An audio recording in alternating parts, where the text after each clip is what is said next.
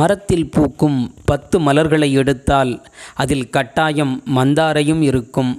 90களில் இசைஞானி இளையராஜா இசையில் கவிஞர் வாலியின் வரிகளில் ஒரு மந்தாரப்பூ வந்தா மந்திரமா என்ற பாடல் தமிழகத்தின் பட்டி தொட்டியெல்லாம் ஒலித்து மந்தாரையை தேட வைத்தது.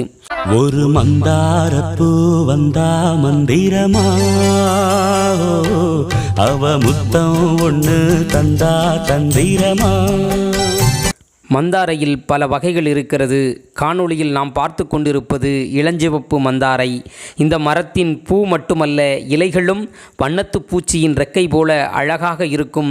ஆங்கிலத்தில் இதை பிங்க் பட்டர்ஃப்ளை ட்ரீ என அழைக்கிறார்கள்.